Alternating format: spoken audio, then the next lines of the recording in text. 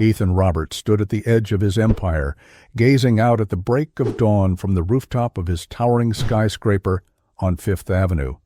Below, the sprawling expanse of Manhattan lay dormant, its ambitions entangled in a jungle of steel and glass.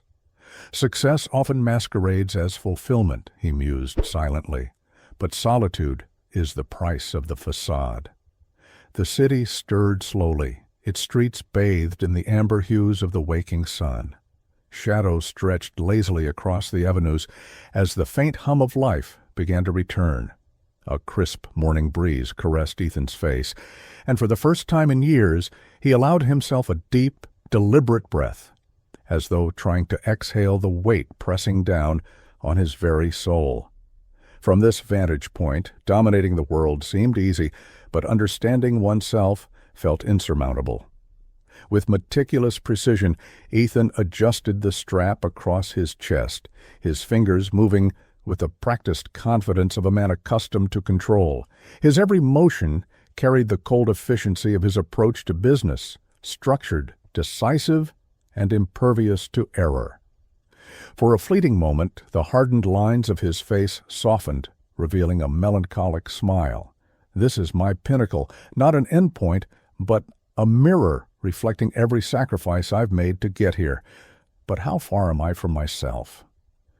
Ethan moved deliberately toward the edge of the platform, placing his foot on the narrow steel beam that jutted out into the morning air.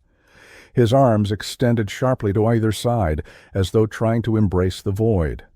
The icy wind kissed his skin, sending an electric pulse through him, and he tilted his face skyward. The horizon, aglow with the first light of day, seemed to blur the line between earth and heaven. For a fleeting instant, the city below fell silent. Time stretched, holding its breath. Everything Ethan had built, all that he had sacrificed, condensed into this singular moment between life and oblivion. The longest leap is not into the abyss, but into one's truth. Without hesitation he leaned forward, surrendering to gravity. The rush of the fall was visceral and unrelenting, the wind roaring around him like a lover's desperate embrace. For the first time in years, he felt alive. Each cell of his body ignited with forgotten vitality. Suddenly, with a violent snap, the parachute deployed, halting his descent with a jarring force. The air, once a feral adversary, now cradled him, offering an unexpected reprieve. Below, the city unfolded in its chaotic majesty, mirroring the tumult within his own mind. As he drifted downward, a bittersweet thought crossed his mind. Only by falling do I realize how far I've been from myself. But the wind had other plans. A rogue gust seized control, twisting his parachute wildly and sending him careening off course.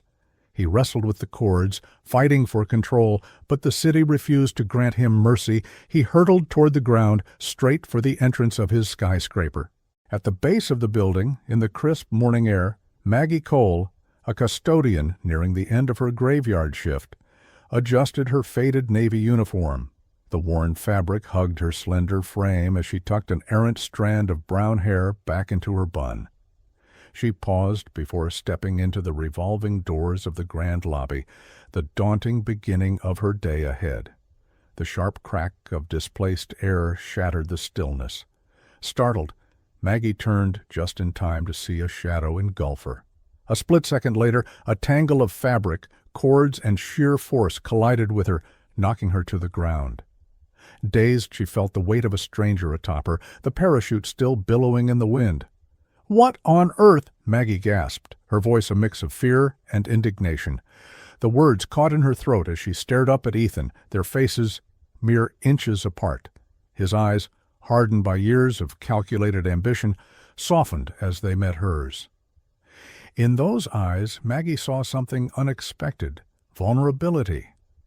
Ethan, momentarily stunned, found himself trapped by her piercing gaze. Beneath her obvious irritation lay an unfiltered authenticity he hadn't encountered in years. Breathing heavily, she pushed against him with all her strength. "For heaven's sake, get off me! What kind of lunacy is this?" Maggie exclaimed, her voice rising. Ethan scrambled to disentangle himself from the parachute's cords, his movements clumsy in his haste. His face broke into a sheepish smile, a rare crack in his composed facade. "My apologies," he said, his voice tinged with irony. "Falling on you wasn't part of my plan, at least not literally." Maggie narrowed her eyes as she got to her feet, brushing the dust off her uniform. "Is this your way of making friends, jumping out of the sky onto unsuspecting people?" Ethan chuckled, a sound so foreign to him that it surprised even himself. "Clearly not my best introduction, but if I had to land somewhere, I'm glad it was on someone so captivating." Maggie's irritation faltered for a moment, replaced by a flicker of intrigue, but she quickly masked it. "Well, next time, aim for an open field, or better yet, don't jump at all." As the city buzzed back to life around them, the unlikely pair stood face to face, caught in a moment neither had anticipated. Ethan, the man who thought he had conquered the world, found himself disarmed by a woman whose world was defined by survival. For Maggie, this bizarre encounter felt like the start of something uncharted, an intersection of two lives as unpredictable as New York itself. For Ethan it was clear his fall wasn't just about gravity, it was about meeting someone who might change the trajectory of his life. As Maggie entered the lobby of the towering skyscraper, her heart still raced from the bizarre encounter. The cold marble floors beneath her feet and the imposing architecture of the building made her world feel small, but she refused to let the surreal morning define her. Clutching her cleaning supplies, she headed straight for the elevator, her thoughts a chaotic swirl. A man like that, falling from the sky. Just my luck. Ethan, meanwhile, stood outside, still tangled in the aftermath of the parachute and the unexpected collision. His chest rose and fell as he caught his breath. The memory of Maggie's fiery defiance lingered, a stark contrast to the polished compliance he encountered daily. She wasn't just another cog in the machine of his empire. She was a mirror, reflecting something he hadn't dared confront in years. He didn't know why, but he followed her. Minutes later, Ethan found himself in the executive suite's observation lounge, his thoughts far from the high-stakes meeting scheduled that morning. The floor-to-ceiling windows framed the city below, yet his mind was occupied by the intense gaze of a woman he'd met by chance. Her words, laced with raw honesty, replayed in his head.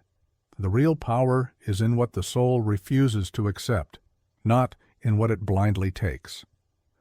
Downstairs, Maggie was already at work, her hands moving methodically as she polished the long glass conference table.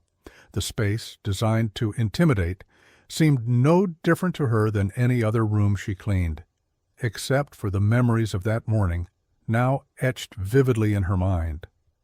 "Unbelievable," she muttered under her breath, scrubbing with a little more force than necessary. "First, he falls out of the sky, and now he's probably off sipping lattes in some penthouse." The door behind her creaked open, and two men strode in, their voices booming with authority. Maggie stiffened, keeping her head down as they began discussing business in clipped, confident tones.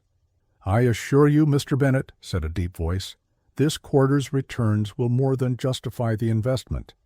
The expansion is not just lucrative, it's inevitable." It wasn't until the second man replied that Maggie froze. "I trust your judgment, Ethan, but I'm not the one you need to convince." "Ethan!" Her heart skipped. She dared a glance over her shoulder and saw him, tall, poised, exuding the same commanding presence as earlier. He was impeccably dressed in a tailored suit, his hair swept back with calculated precision. Gone was the disheveled man tangled in cords. In his place stood the very definition of corporate authority. Ethan hadn't noticed her yet, engrossed in the conversation. Maggie turned back quickly, hoping to escape unnoticed. She grabbed her supplies and began edging toward the door, but as fate would have it, a mop handle clattered to the floor. Both men turned. Ethan's eyes locked on her, and for a moment surprise flickered across his face, quickly replaced by something more unreadable. Maggie straightened, her chin slightly raised, as though daring him to acknowledge their earlier encounter. "Excuse me," she said briskly, moving to pick up the mop. But before she could leave, Ethan spoke.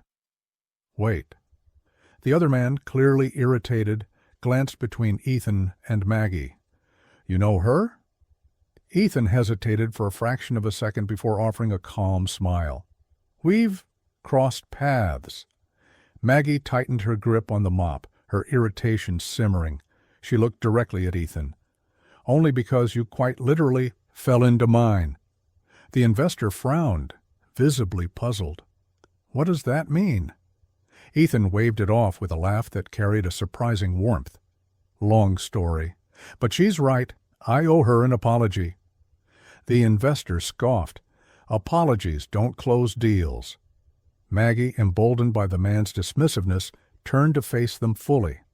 "Maybe not, but respect does, and sometimes it's the simplest gestures that build trust." The room fell silent. Ethan studied her, his expression a mix of admiration and curiosity. The investor, less impressed, muttered something under his breath and turned away. Ethan stepped closer to Maggie, lowering his voice. "You surprise me, Maggie, every time." Her name on his lips startled her. She hadn't told him. How did he know? But she didn't have time to dwell on it. "I don't mean to surprise anyone," she said, her tone measured. "I'm just here to work." "Work can mean a lot of things," Ethan replied, a faint smile tugging at the corners of his mouth. "Sometimes it means changing the way people see the world, even if they don't realize it." She shook her head, unwilling to be drawn into whatever game he was playing. "If you'll excuse me, I've got a lot to do." Ethan stepped aside, letting her pass, but as she exited, his voice followed her. "Maggie." She paused in the doorway, her back to him. "I hope we cross paths again." Without turning, she replied, "Try not to fall out of the sky next time." Ethan chuckled softly as the door closed behind her, leaving him with thoughts that were far less composed than his exterior. Later that afternoon, Maggie stood in the supply closet, carefully restocking the cleaning supplies. The rhythmic activity usually helped her settle her thoughts, but today her mind buzzed relentlessly. She couldn't shake the image of Ethan, the absurdity of their first encounter, his disarming humor, and the unnerving sincerity in his gaze. "Why is he even in my head?" she scolded herself. "He's just another rich guy who probably never has to lift a finger for anything." But deep down, something about him didn't fit the usual mold. The sound of footsteps approaching snapped her out of her thoughts. She turned, half expecting a co-worker, but froze when Ethan appeared in the doorway. He looked oddly out of place in the cramped, utilitarian space, his tailored suit stark against the backdrop of cleaning rags and mop buckets. "What are you doing here?" Maggie asked, her voice sharper than she intended. Ethan smiled, leaning casually against the doorframe. "I came to apologize. Again?" "For what exactly?" she replied, crossing her arms. "Falling on me or following me around?" "Both," he admitted, his tone light but sincere, "though I prefer to think of it as fate rather than stalking." Maggie rolled her eyes. "Right, because billionaires and janitors meeting is such a cosmic inevitability." Ethan chuckled, unbothered by her sarcasm. "You'd be surprised." He straightened, his expression turning serious. "Actually, I came to ask for your help." Maggie blinked, caught off guard. "My help? With what?" "I have an important dinner meeting tonight with some investors," he explained. "It's high stakes, and I need someone who can bring a fresh perspective to the table, someone who isn't tangled up in corporate jargon or afraid to speak the truth. Someone like you." Maggie stared at him, incredulous. "You want me, a janitor, to sit in on a business dinner? Do you hear how ridiculous that sounds?" Ethan stepped closer, his gaze unwavering. "It's not ridiculous. You're honest, sharp, and unfiltered, qualities these investors need to see. You said it yourself earlier, respect and sincerity build trust. I think you could make them see the value in what we're offering." She shook her head, laughing incredulously. "Mr. Roberts, I don't know anything about high-level business deals. I clean conference rooms. I don't negotiate in them." "That's exactly why you're perfect," Ethan insisted. "You're real, and people respond to that." Maggie hesitated, his words catching her off guard. She searched his face for a hint of mockery, but all she saw was earnest determination. "And what if I mess up? Say something wrong?" she challenged. "Then we'll deal with it," he said simply. "But I trust you, Maggie, more than you realize." Her heart skipped at the unexpected weight of his statement. She looked away, trying to compose herself. "I don't even have anything to wear to a place like that," she muttered. Ethan's grin returned, sly and confident. "That's an easy fix. We'll stop by a boutique on the way. My treat." Maggie narrowed her eyes, reluctant but intrigued. "You're really serious about this?" "Completely." After a long pause, she sighed. "Fine, I'll go. But don't blame me if this whole thing blows up in your face." Ethan's smile widened, and for a moment he looked genuinely relieved. "You won't regret it, Maggie, I promise." The evening sun dipped below the horizon as Ethan's sleek black car pulled up to a high-end boutique on Madison Avenue. Maggie stepped out hesitantly, her eyes widening at the sight of the glittering window displays. Dresses that cost more than a year of her salary hung gracefully under soft golden lighting. "This is too much," she murmured, feeling out of place before even stepping inside. "Not for tonight," Ethan assured her, ushering her through the glass doors. The store's attendants, impeccably dressed and radiating professionalism, greeted them warmly, though Maggie couldn't help but notice their fleeting glances of curiosity. Ethan, unfazed, explained what he needed: a dress that would make Maggie shine. Soon, Maggie found herself in a dressing room surrounded by luxurious fabrics in every shade and style imaginable.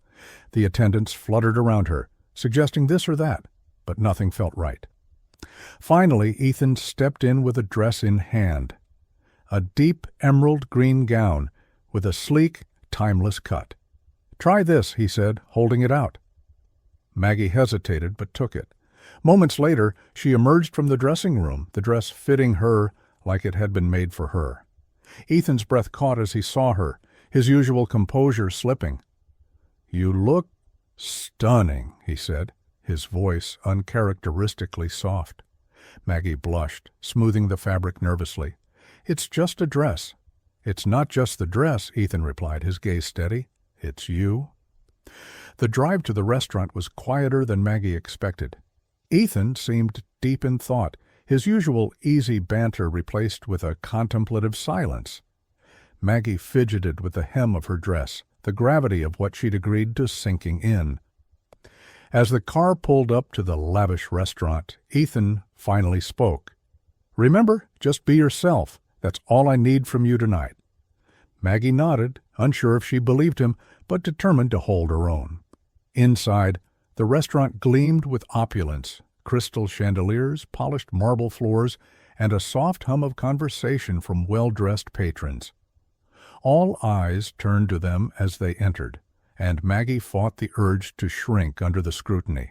A group of men in tailored suits rose to greet Ethan, their smiles professional but guarded. "And who's this?" one of them asked, eyeing Maggie with thinly veiled skepticism. Ethan placed a hand gently on her back, guiding her forward. "This is Maggie Cole," he said with pride. "She has a perspective that I think you'll find invaluable tonight." Maggie held her breath, steeling herself for what was to come. As Maggie stood at the head of the opulently set dining table, her pulse quickened. The men before her, distinguished, polished, and exuding power, wore skeptical expressions as they exchanged glances. The subtle undercurrent of doubt in the air was palpable, and Maggie felt its weight settle on her shoulders. Ethan, however, seemed unfazed. He pulled out a chair for Maggie, a gesture both chivalrous and confident, before seating himself beside her. His calm demeanor was a silent reassurance. "Gentlemen," Ethan began smoothly, his voice cutting through the tension, "tonight's discussion isn't about spreadsheets or projections. It's about understanding the people behind the numbers." Maggie here represents a perspective that I believe we often overlook. She's not from our world, and that's precisely why I invited her." One of the men, an older investor with salt and pepper hair and an air of authority, leaned back in his chair, crossing his arms. His tone was polite but tinged with skepticism. "With all due respect, Ethan, I'm not sure how this experiment will move the needle for us." Maggie, catching the slight condescension in his voice, felt her nerves ignite. Her instinct was to stay quiet, but something about Ethan's faith in her spurred her to speak. "Mr. She paused, her voice steady but firm. "I didn't come here to play a part in anyone's experiment. If you don't think I belong, that's fine. I'm just here to offer my perspective. If it doesn't add value, you're free to ignore it." The room fell silent. The older investor raised an eyebrow, surprised by her directness, while Ethan's lips curled into a faint smile. Another man, younger and clearly less seasoned, chuckled nervously, trying to break the tension. "Fair enough. So, Maggie, what's your perspective on all this?" Maggie hesitated, but only for a moment. She straightened in her chair, her voice clear and deliberate. "I don't know the details of your deal, and I don't pretend to understand your industry, but what I do know is that people don't trust numbers. They trust actions. They trust that the people behind the decisions care about more than just profit margins. If you can't convince them of that, no deal will stick."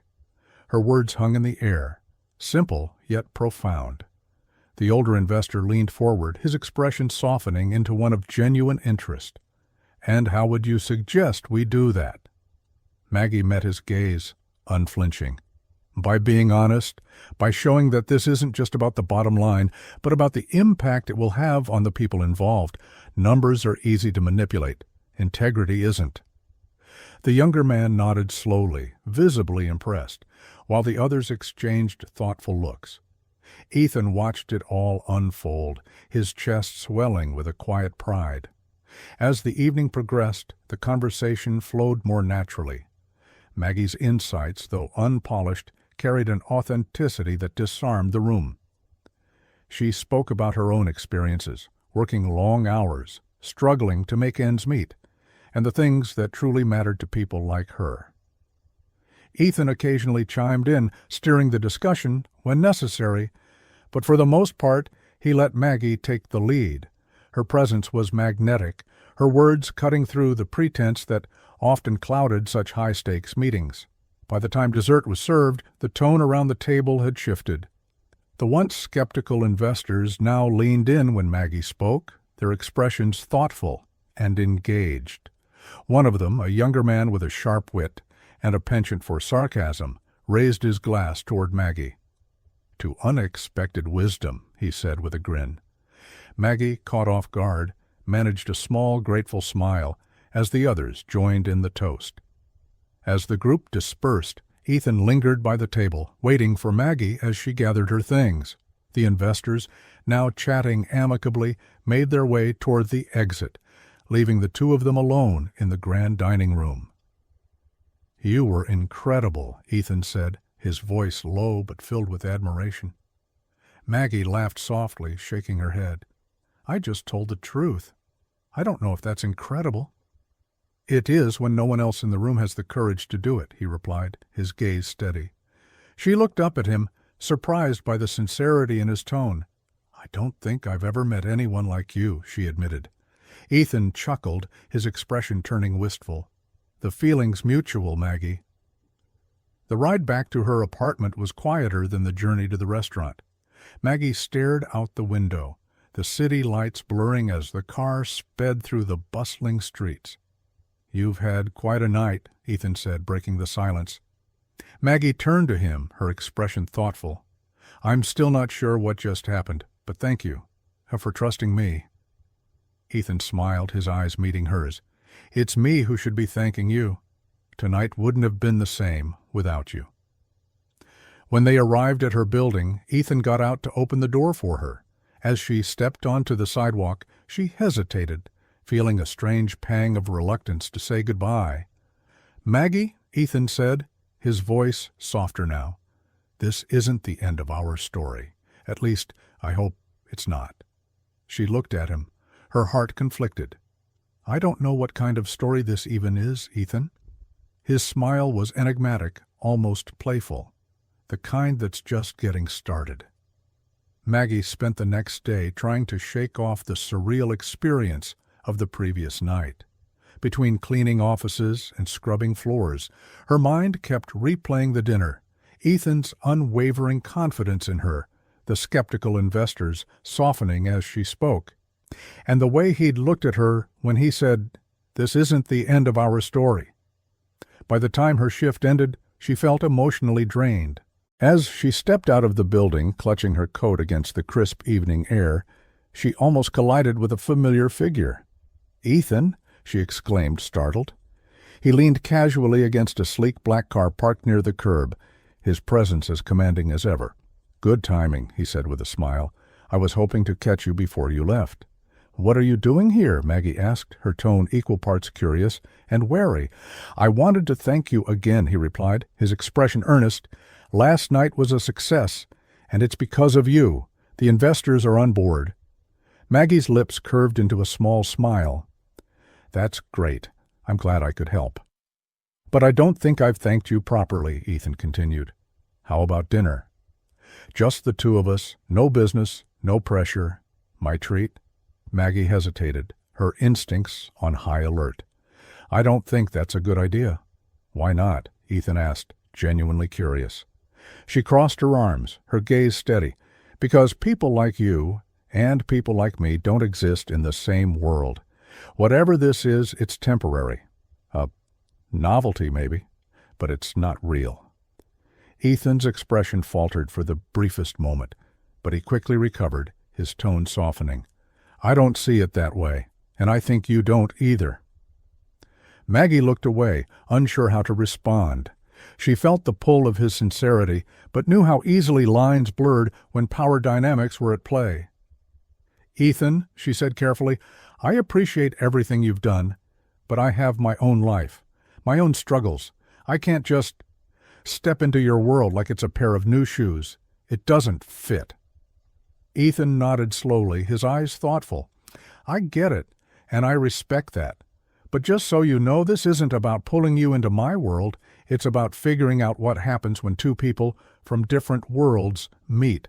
Maggie's lips pressed into a thin line as she studied him. He seemed so certain, so willing to break past boundaries she hadn't even known she'd built. After a long pause, she sighed. "Fine, one dinner, but I'm picking the place."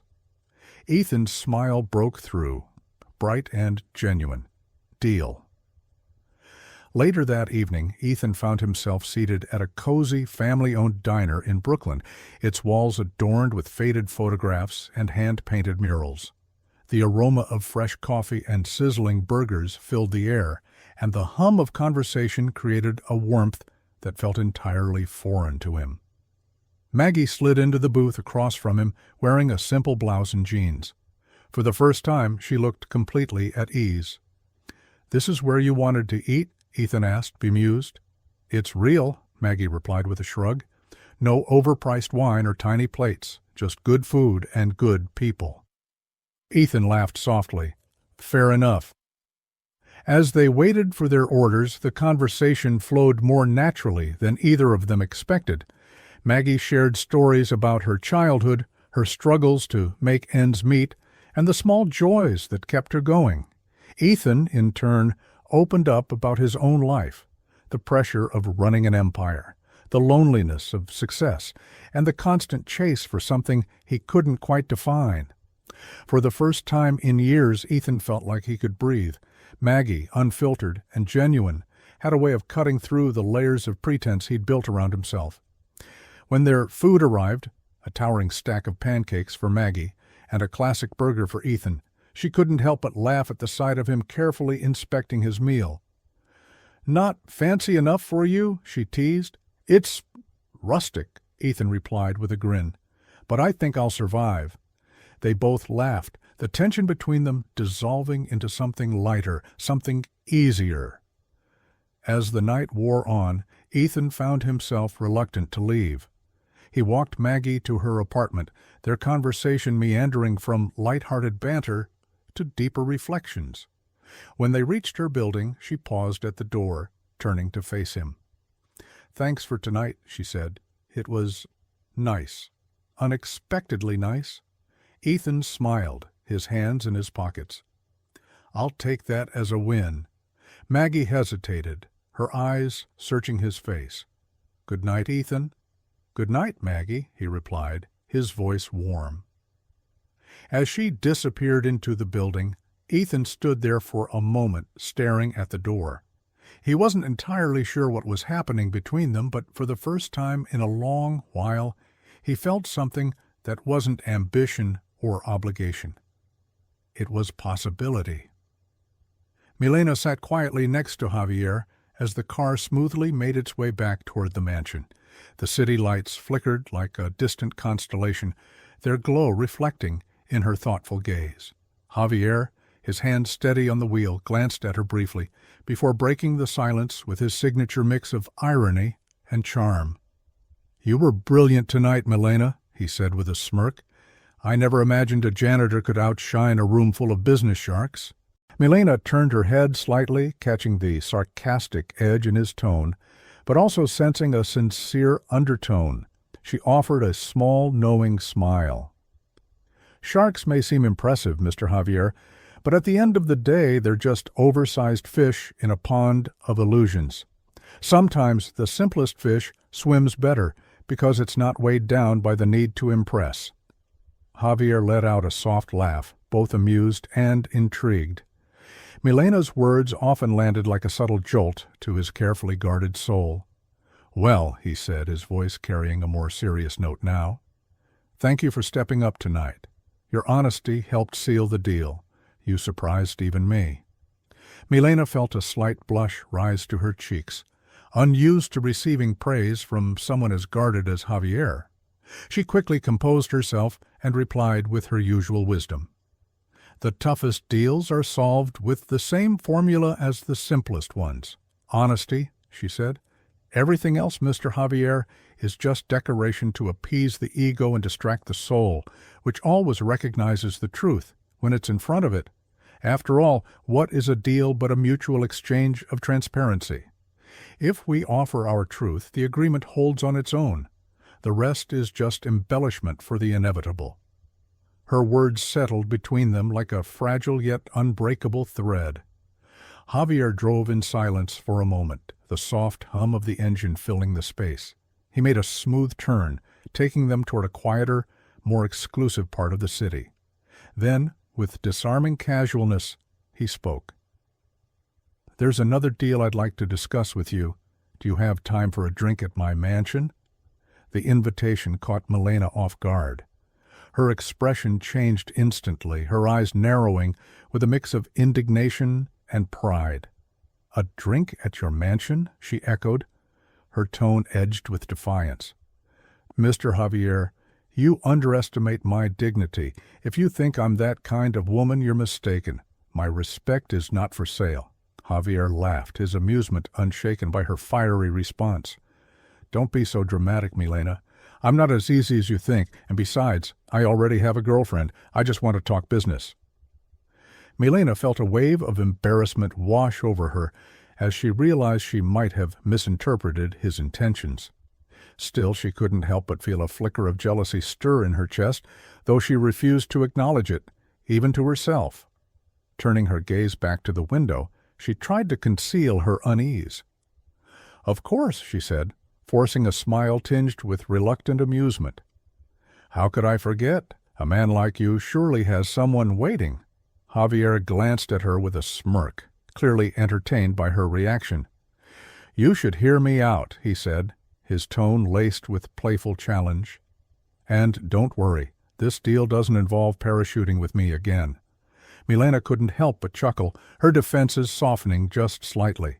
"Fine, Mr. Javier," she replied. "I'll listen to what you have to say." The Rolls-Royce glided down a secluded, tree-lined street, eventually arriving at an estate that looked like it had been plucked from a fairy tale. The mansion loomed before them, a masterpiece of luxury surrounded by meticulously manicured gardens, illuminated by soft, ambient lights. Javier parked the car and stepped out smoothly, moving to open the door for Milena. As she stepped out, her unfamiliarity with the high heels caused her to stumble slightly. Javier reacted instantly, catching her around the waist and steadying her before she could fall. "Get used to your heels, Milena," he said with a teasing grin, "but don't get used to my arms." Milena blushed at the unexpected closeness, but quickly recovered her composure. Her pride intact, she offered him a coy smile. "Don't worry, Mr. Javier. My heels and I will figure things out, just like I'll figure out how to avoid needing your arms unless absolutely necessary." Javier laughed, leading her toward the entrance. Inside, the mansion was a testament to opulence. Milena marveled at the towering crystal chandelier that dominated the grand foyer, the priceless artwork adorning the walls, and the seamless blend of modern architecture with classic elegance. "Come," Javier said, gesturing toward a hallway. "I want to show you the terrace." Milena followed him, her steps slower as she took in her surroundings. The terrace, when they reached it, offered a breathtaking view of the city. The skyline sparkled like a sea of stars, stretching endlessly into the night. A cool breeze swept across the terrace, causing Milena to shiver slightly. Javier noticed immediately, and without hesitation, shrugged off his suit jacket and draped it over her shoulders. "Wait here," he said softly. "I'll get us something to drink." Milena nodded, her eyes fixed on the glittering city below. For a moment she allowed herself to be swept up in the surreal beauty of the scene. Her grandfather's voice echoed in her mind. "The greatest wealth lies not in what we possess, but in what we are willing to share, even when we have little." She closed her eyes, letting the memory of his wisdom wash over her. When she opened them, she saw Javier returning with a bottle of wine and 2 crystal glasses. He moved with the confidence of someone accustomed to commanding attention, yet there was a softness in his expression that hinted at something deeper. He handed her a glass and raised his own in a toast. "To tonight's success," he said with a smile that carried both irony and genuine admiration, "and to you surviving my dramatic entrance into your life." Milena laughed softly, clinking her glass against his. "I suppose that deserves a toast," she said, her tone light but her eyes thoughtful. As they sipped their wine, a comfortable silence settled between them, broken only when Javier spoke again, his voice low and deliberate. "Milena," he said, his gaze steady, "I have a business proposition for you, one that could change both of our lives." Milena tilted her head slightly, her eyes narrowing as she studied Javier's expression. His tone was serious, devoid of the playful edge he often carried. She lowered her glass, her curiosity piqued. "A business proposition?" she asked, skepticism lacing her voice. "What kind of business could possibly involve me, Mr. Javier?" Javier stepped closer, his posture confident, but his eyes revealing a flicker of vulnerability. "It's not just business, Milena. It's more than that. I want to offer you a partnership, something unconventional, but mutually beneficial." Milena's brows knitted together as she searched his face for clues. "You're speaking in riddles. What exactly are you proposing?" Javier exhaled deeply, setting his glass on the terrace's marble railing. He turned to face her fully, his gaze locking onto hers. "I want you to marry me," he said plainly. The words hung in the air, the weight of them sinking into the space between them. Milena's breath caught, her mind racing to process what she had just heard. She stared at him, her eyes wide with disbelief. "Marry you?" she repeated, her voice almost a whisper. "You can't be serious." Javier held up a hand, his expression calm but resolute. "Let me explain. This wouldn't be a traditional marriage. It's a strategic alliance, one that benefits us both."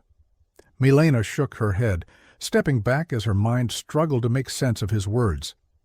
"A marriage for convenience?" she asked, her tone edged with incredulity. "Mr. Javier, I don't know what kind of woman you think I am, but—" "It's not what you think," he interrupted, his voice firm but not unkind. This isn't about exploiting you. It's about creating something bigger than both of us." Milena crossed her arms, her posture defensive. "And what exactly do you stand to gain from this arrangement?" Javier stepped closer, his voice lowering as he explained, "My company is on the verge of a massive international expansion. But to secure the support I need to project a specific image, one that includes stability and authenticity. A marriage like ours would signal to investors and the public that I'm grounded, that my focus extends beyond profits." Milena raised an eyebrow, her tone cutting. "And what about love, Mr. Javier? Or does that not factor into your specific image?" Javier's expression softened, his gaze sincere. "Love isn't part of this equation, Milena. At least, not yet. What I'm offering is a year-long partnership. During that time, you'd have financial stability, legal residency, and the opportunity to lead a new division within my company. A division focused on social responsibility, helping people in situations like yours." Milena's heart skipped at his mention of her vulnerable status.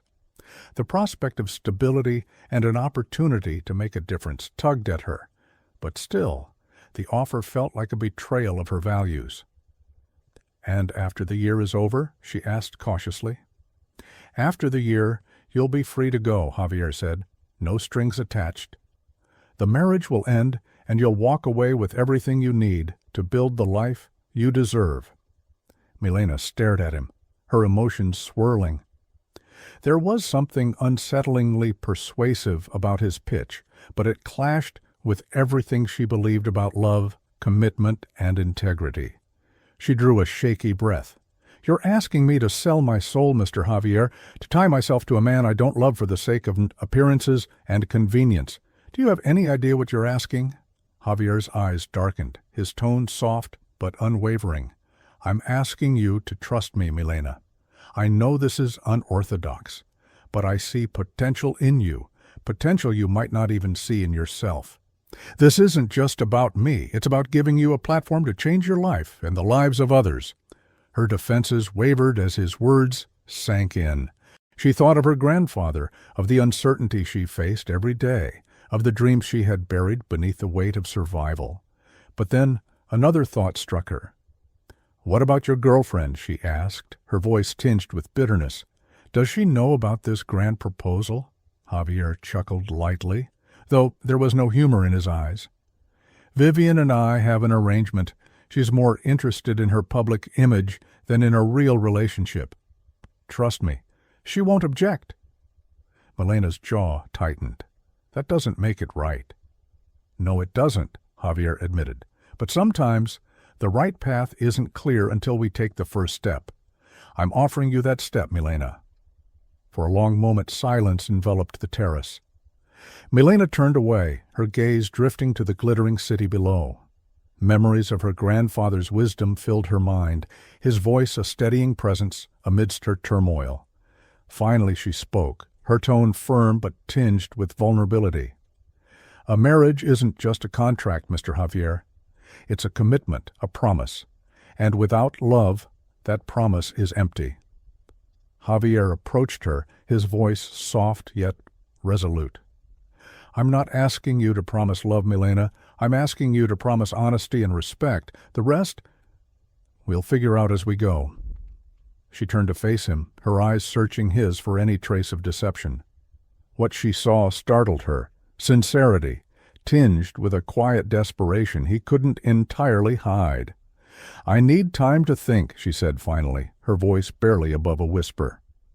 Javier nodded, his expression understanding. "Take all the time you need." The following days passed in a whirlwind for Milena. She tried to focus on her job, but her mind kept circling back to Javier's proposal. It wasn't just the audacity of it that unsettled her. It was the fact that a part of her was considering it. Sitting in her small apartment one evening, she stared at the photo of her grandfather that rested on her bedside table. His kind smile and wise eyes seemed to watch her, silently urging her to dig deeper into her heart. "What would you say, abuelo?" she whispered, her voice heavy with doubt. Her phone buzzed, interrupting her thoughts. She picked it up, surprised to see a message from Javier. "I'll be at the terrace in the garden tomorrow at noon. If you'd like to talk, I'll be there." Milena stared at the screen for a long moment before setting the phone down. She didn't reply, but the message lingered in her mind as she fell into a restless sleep. The next day, Milena found herself walking through Javier's meticulously maintained garden. She hadn't planned on coming, but something, curiosity perhaps, or the need for closure, had drawn her there. Javier was waiting for her, seated at a small table beneath the shade of a flowering tree. The scent of jasmine hung in the air, mingling with the soft murmur of a nearby fountain. "You came," he said, standing as she approached. Milena nodded, her expression guarded. "I still don't know why." "Sit," he said, gesturing to the chair across from him. She hesitated, but eventually took the seat, her hands clasped tightly in her lap. "I assume you've been thinking about my proposal," Javier began, his tone measured. "I have," she admitted, "and I still don't know how to feel about it." Javier leaned forward, his gaze steady. "Tell me what's holding you back." Milena exhaled sharply, her emotions bubbling to the surface. "Everything about it feels wrong. Marriage is supposed to mean something. It's not just a tool for business or convenience. And you don't even believe in it the way I do." Javier's expression softened. "You're right. I don't see marriage the way most people do. I've never had a reason to. But that doesn't mean I don't respect what it represents to you." "Then why ask me?" Milena demanded, her voice tinged with frustration. "Out of all the people in your world, why me?" "Because you're not from my world," Javier replied simply. "You're honest, grounded. You see things in a way that no one else around me does. That's why I need you, Milena. Not just for the image, but for the perspective you bring. You make me think differently about everything." Milena looked away, her heart torn. Part of her wanted to believe him, but another part resisted the idea of being used, no matter how noble his intentions seemed. "I can't give you an answer today," she said finally, her voice quiet but firm. "I need more time." Javier nodded, his gaze unwavering. "Take all the time you need. Just know that whatever you decide, I'll respect it." Over the next week, Javier's words replayed in Milena's mind. She spent hours grappling with the decision, weighing the potential benefits against the personal cost. Her grandfather's situation loomed large in her thoughts, as did the idea of leading a division dedicated to helping others. One evening, as she walked home from work, Milena made a decision. She pulled out her phone and dialed Javier's number. He answered on the first ring. "Milena?" "I'll do it," she said, her voice steady despite the turmoil in her chest. Javier was silent for a moment before replying. "Are you sure?" "No," she admitted, "but I'll do it anyway." The next day, Milena moved into the mansion. Javier had arranged everything, ensuring she had her own private space within the sprawling estate. "This is your home now," he told her, as they stood in the grand foyer. "For the next year," Milena corrected, her tone firm. Javier smiled faintly. "For the next year?" The adjustment was difficult for Milena. The luxury of the mansion felt overwhelming, and the constant presence of staff left her feeling out of place. But she threw herself into her new role, working with Javier to outline the goals for the social responsibility division. Javier, to her surprise, respected her boundaries. He never overstepped, never pushed her beyond what she was comfortable with. Slowly, she began to see glimpses of the man beneath the polished exterior, a man who, despite his flaws, carried a quiet longing for something real. One evening, after a long day of meetings, Milena found herself on the terrace, the city light stretched out before her, a glittering reminder of the world beyond the mansion's walls. Javier joined her, 2 glasses of wine in hand. He handed one to her and leaned against the railing, his expression contemplative. "I've been thinking," he said, breaking the silence. "About what?" Milena asked, taking a sip of her wine. About what you said, he replied. That marriage should mean something. Maybe you're right. Milena turned to him, surprised by his admission. What brought that on? Javier smiled faintly. You did? For the first time, Milena felt a flicker of hope that maybe, just maybe, this arrangement could become something more than a contract. Days turned into weeks, and Milena found herself gradually adapting to life in Javier's world. She worked tirelessly on the new division, meeting with potential partners, drafting proposals, and using her own experiences as a guide to shape initiatives that could make a tangible impact. To her surprise, Javier wasn't just supportive. He was actively involved. He attended every meeting, listened to her ideas with genuine interest, and even championed her suggestions during high-level discussions. Milena couldn't deny that his dedication felt different. One evening, after a particularly productive day, Milena sat in the library, a book open on her lap. The room was a sanctuary of warmth and quiet, its walls lined with shelves filled with leather-bound volumes. Javier entered, carrying 2 cups of tea. You looked like you could use this, he said, setting 1 cup down beside her. Milena glanced up, her expression softening. Thank you. I didn't think tea was your style. Javier smirked as he sat across from her. I can be full of surprises.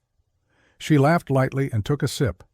They sat in companionable silence for a while, the crackling of the fireplace filling the space between them. Finally, Javier spoke. Milena, have you thought about what happens after this year is over? Milena hesitated, her gaze drifting to the fire. I try not to think that far ahead. It's easier to focus on what's in front of me. Javier nodded, his expression thoughtful. And what's in front of you now? Does it feel worth it? She looked at him, her eyes searching his. It feels like we're doing something good, something real. That's what matters. For a moment, neither of them spoke. Javier's gaze lingered on her, a flicker of something unreadable in his eyes. Milena felt her heart skip, but quickly dismissed the feeling.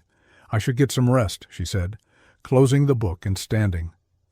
Javier stood as well, his movements unhurried. Good night, Milena. Good night, Javier, she replied, her voice softer than she intended. The following morning, Milena was preparing for a meeting when a commotion in the hallway drew her attention. She stepped out of the room and saw Vivian Lane Merritt, Javier's girlfriend, striding toward the office, her heels clicking sharply against the marble floor. Where is he? Vivian demanded, her voice echoing. Milena stood her ground, her posture calm but firm.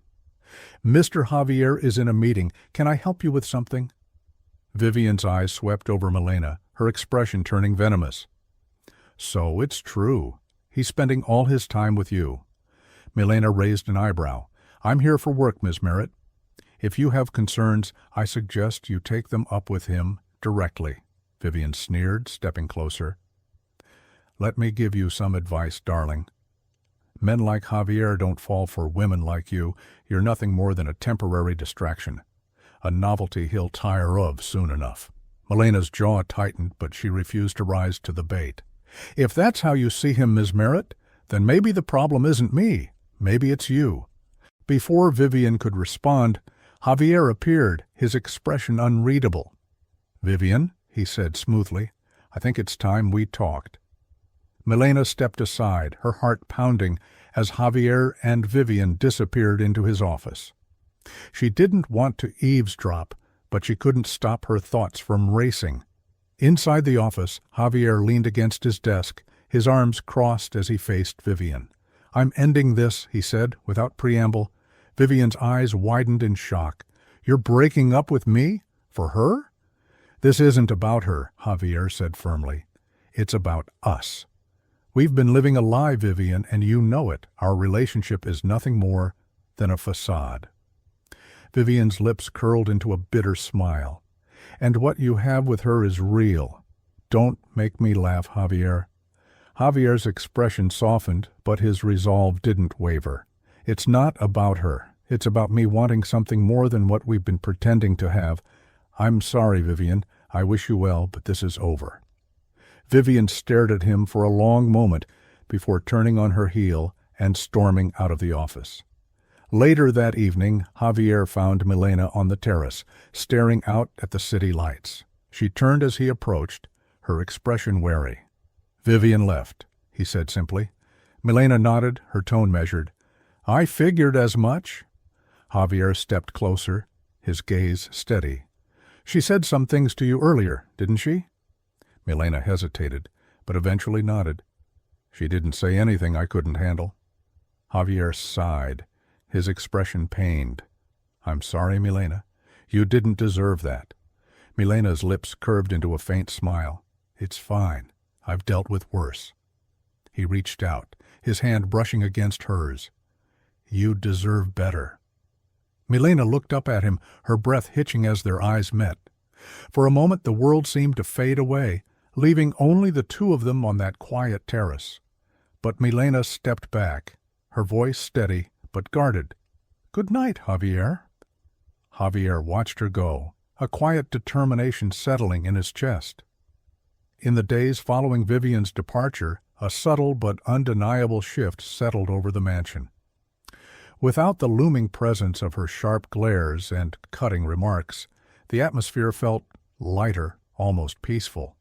Yet for Milena, the weight of her arrangement with Javier still loomed, a constant reminder of the precarious line she walked. One evening, after wrapping up work on a proposal for the Social Responsibility Division, Milena found herself wandering the mansion's expansive grounds. The gardens, bathed in moonlight, were a serene escape from the chaos of her thoughts. She turned a corner and nearly collided with Javier, who seemed to have had the same idea. "Couldn't sleep either?" he asked, his voice soft but warm. Milena shook her head, offering a small smile. "Too much on my mind." Javier nodded in understanding. "Come with me," he said, motioning toward a path that led to a quiet corner of the garden. Curiosity piqued, Milena followed him. They arrived at a secluded gazebo overlooking a small pond, its surface shimmering with the reflection of the stars. Javier gestured for her to sit on the wooden bench inside, and she obliged. "This was my mother's favorite spot," Javier said, after a moment of silence. His voice carried an uncharacteristic vulnerability. "She used to say that the water had a way of calming restless hearts." Milena glanced at him, surprised by the personal admission. "It's beautiful," she said softly. "I can see why she loved it." Javier's gaze lingered on the pond, his expression distant. "She passed away when I was 15. My father, well, he buried himself in work, and I guess I did the same. It's easier than dealing with loss, you know?" Milena's chest tightened at the raw honesty in his words. "I'm sorry, Javier," she said, her voice gentle. He turned to her, his eyes searching hers. "That's why I want this division to succeed, Milena. It's not just about the company. It's about doing something real, something my mother would have been proud of." Milena felt her defenses falter. For all his bravado and sharp edges, Javier carried a depth she hadn't anticipated. "You're not the man I thought you were," she admitted, her voice barely above a whisper. Javier tilted his head, a small smile playing on his lips. "And who did you think I was?" "Someone who only cared about money and power," she said honestly. "But you're more than that, aren't you?" His smile faded, replaced by a quiet intensity. "Maybe, or maybe I'm just trying to be, with your help." Milena's heart skipped, but she quickly looked away, her mind racing to maintain her composure. "It's late," she said, rising from the bench. "I should get some rest." Javier stood as well, his gaze steady. "Good night, Milena."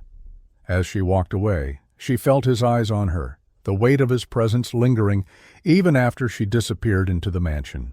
The next morning, Milena was deep in work when Javier entered the office they now shared. He set a folder on her desk, his expression unreadable. "What's this?" she asked, glancing at him before opening it. "Preliminary plans for the division," he said. "I wanted your input before we finalize anything." Milena's eyes scanned the documents, her brow furrowing as she read. "This is good, really good," she said, looking up at him. "But there's something missing." Javier arched an eyebrow, intrigued. "What's that?" "A personal touch," she replied. "It's too polished. If we want people to believe in this, we need stories, real stories. People who've been helped, who've overcome challenges. That's what will make this stand out." Javier leaned against the desk, his arms crossed as he considered her words. "You're right, and you're the perfect person to bring that element to life." Milena blinked, startled. "Me?" "Yes, you," Javier said firmly. "You've lived it, Milena. You know what it means to struggle and to persevere. Who better to lead this than someone who understands it firsthand?" Her cheeks flushed at his praise, but she quickly masked her reaction. "I'll think about it," she said, turning her attention back to the folder. Javier smiled faintly, sensing her discomfort but choosing not to press the matter. That evening, Milena found herself once again on the terrace.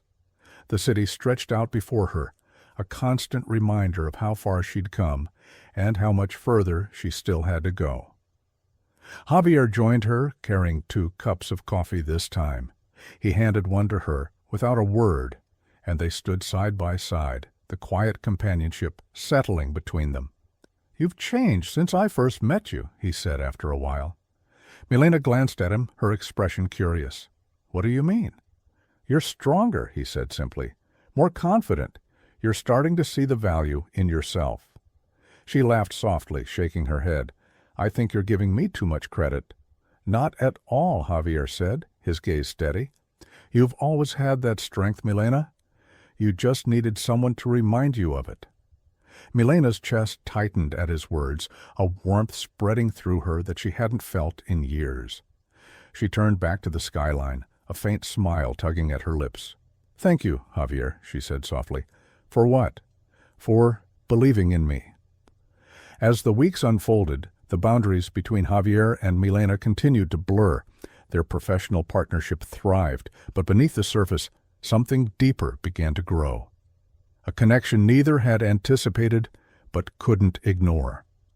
One evening, while working late in the mansion's library, Milena confronted the question that had been building in her heart. She turned to Javier, her voice steady yet vulnerable. "Why me? Out of all the people you could have chosen, why did you ask me to be your partner in this arrangement?" Javier set his pen down, his gaze meeting hers. "Because you're the only person who's ever made me want to be better, not just for my company, but for myself. You don't see me as a man defined by wealth or power. You see the man I could be, and that makes me want to live up to it." Milena's breath hitched as she processed his words. She had seen glimpses of the man he described, and she realized that somewhere along the way, her guarded heart had started to soften toward him. As the weeks unfolded, the boundaries between Javier and Milena continued to blur. Their professional partnership thrived, but beneath the surface, something deeper began to grow, a connection neither had anticipated but couldn't ignore. One evening, while working late in the mansion's library, Milena confronted the question that had been building in her heart. She turned to Javier, her voice steady yet vulnerable. "Why me? Out of all the people you could have chosen, why did you ask me to be your partner in this arrangement?" Javier set his pen down, his gaze meeting hers. "Because you're the only person who's ever made me want to be better, not just for my company but for myself. You don't see me as a man defined by wealth or power. You see the man I could be, and that makes me want to live up to it." Milena's breath hitched as she processed his words. She had seen glimpses of the man he described, and she realized that somewhere along the way, her guarded heart had started to soften toward him. On the day of their 1-year anniversary, Javier surprised Milena by inviting her to the garden gazebo, where they had first shared their most personal truths. The space was adorned with soft lights and fragrant flowers, a reflection of the quiet intimacy they had built together. "I made you a promise when we started this," Javier began, his voice steady, that you'd be free to leave after a year, but today I want to ask you to stay, not because of any deal or contract, but because I've fallen in love with you, Milena. You've changed my life in ways I didn't know were possible, and I want to spend the rest of it by your side." Milena's heart swelled as tears filled her eyes. She stepped closer, her hands trembling, as they reached for his. "Javier, I never thought I could find love in such an unexpected place. But you've shown me that even the most unlikely beginnings can lead to something real. I love you too." With those words, Javier pulled her into a kiss, their union no longer bound by contracts or convenience, but by the authenticity of their hearts. Milena and Javier built a life rooted in partnership, love, and shared purpose. Together, they expanded the social responsibility division, transforming countless lives. Milena's grandfather joined them in the mansion, a constant reminder of her roots and the values she held dear. Their story, born from an unconventional proposition, became a testament to the idea that true love isn't defined by circumstance, but by the willingness to see the best in each other and grow together. And so they lived, not perfectly, but authentically, proving that even in the most unexpected moments, love can find its way.